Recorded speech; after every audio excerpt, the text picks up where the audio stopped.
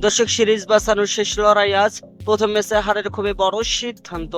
বাংলাদেশে একাদশে আসছে একাধিক চমক।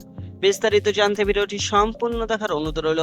দর্শক, এক ম্যাচের যেন সব হিসাব পাল্টে গেছে। জিম্বাবুয়ের বিপক্ষে প্রথম টি-20তে লজ্জাজনক ব্যাটিংয়ে হারের পর বাংলাদেশ শিবিরে নেমে এসেছে তীব্র হতাশা।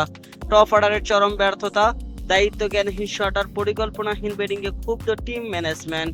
এমন পরিস্থিতিতে সিরিজ বাঁচানোর লড়াই আজ দ্বিতীয় টি-20-র আগে একাদশে বড় পরিবর্তনের আভাস মিলছে।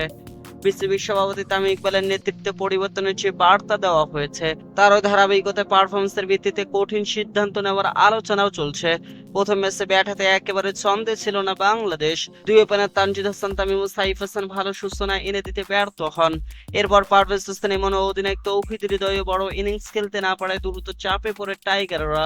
দর্শক, নিয়মিত বিরতিতে উইকেট হারানোর কারণে জয়ের সম্ভাবনা ধীরে ধীরে ফিকে হয়ে যায় বাংলাদেশের। ম্যাচ শেষে দলের সিনিয়র সহকারী কোচ মোহাম্মদ সালাউদ্দিন ব্যাটারদের পারফরমেন্স নিয়ে হতাশা প্রকাশ করেন। তার মতে, আন্তর্জাতিক ক্রিকেটে ধারাবাহিক সাফল্য পেতে হলে শুধু প্রতিভা নয়, পরিস্থিতি বুঝে দায়িত্বশীল ক্রিকেট খেলতে হবে।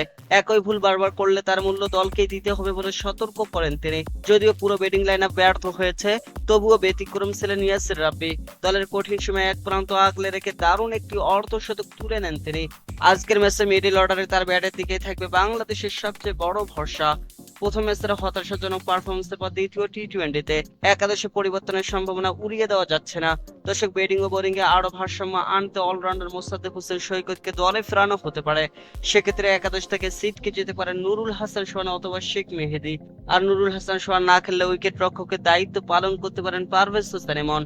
স্পিন বিভাগে আসতে পারে নতুন চমক। প্রথম ম্যাচে প্রত্যাশা পূরণ করতে না পারে নাসিম আহমেদের পরিবর্তে রিশাদ হোসেনকে সুযোগ দেওয়ার আলোচনা চলছে। অন্যদিকে পেস আক্রমণে থাকবেন তাসকিন আহমেদ, মোহাম্মদ সাইফুদ্দিন ও নাহিদ রানা। প্রথম ম্যাচে 4 উইকেট নিয়ে প্রতিপক্ষের ব্যাটিং এ ধস নামিয়েছিলেন নাহিদ রানা। আর উইকেট না পেরেও নিয়ন্ত্রিত বোলিং করে আস্থা জুগিয়েছেন তাসকিন আহমেদ। সিরিজে টিকে থাকতে হলে আজ বাংলাদেশের সামনে কোনো বিকল্প নেই। এই ম্যাচে হার মানে সিরিজ হাতছাড়া, আর জয় মানে শেষ ম্যাচে সিরিজ সমতায় ফেরার সুযোগ। তাই আজ বিকেল 4:30টায় জিম্বাবুয়ের বিপক্ষে মাঠে নামার আগে একটাই লক্ষ্য থাকবে টাইগারদের, ভুল সূত্রে জয়ের পথে ফেরা। তো দর্শক, বাংলাদেশ কি পারবে জিম্বাবুয়েকে হারিয়ে সিরিজ বাঁচাতে? জানাতে পারেন আমাদের ভিডিওর কমেন্ট বক্সে। ধন্যবাদ।